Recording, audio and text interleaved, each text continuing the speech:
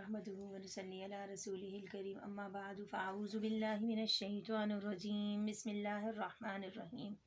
پیارے ناظرین، آج میں آپ کی خدمت میں کاروبار میں ترقی اور برکت کا وظیفہ لے کر حاضر ہوئی ہوں۔ پیارے ناظرین، وظیفہ بتانے سے پہلے اگر آپ نے میرے چینل کو سبسکرائب نہیں کیا تو پلیز پہلے میرے چینل کو سبسکرائب کر لیں، لائک کریں، کامنٹ کریں اور بیل آئیکن کو دبا دیں اور میری ویڈیو کو آخر تک دیکھیں۔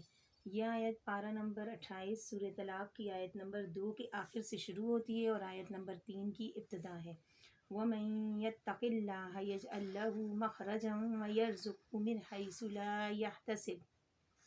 ایک دفعہ پھر پڑھتی ہوں، وَمَن يَتَّقِ اللَّهَ يَجْعَل لَّهُ مَخْرَجًا وَيَرْزُقْهُ مِنْ حَيْثُ لَا يَحْتَسِبُ۔ اس آیت کو اپنی روزی کی جگہ دکان وغیرہ میں پڑھیں۔ 100 دفعہ پڑھنا ہے اس آیت کو، اول و آخر 3 بار درود شریف کے ساتھ۔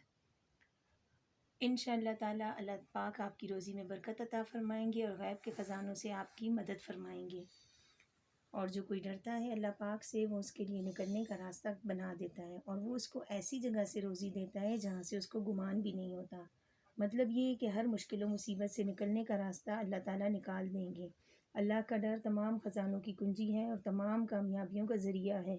اسی سے مشکلیں آسان ہوتی ہیں، بے قیاس و بے گمان روزی ملتی ہے، گناہ معاف ہوتے ہیں، جنت ہاتھ آتی ہے، اجر بڑھتا ہے اور ایک عجیب قلبی سکون اور اطمینان نصیب ہوتا ہے جس کے بعد کوئی سختی نہیں رہتی اور تمام پریشانیاں اندر ہی اندر کافور ہو جاتی ہیں۔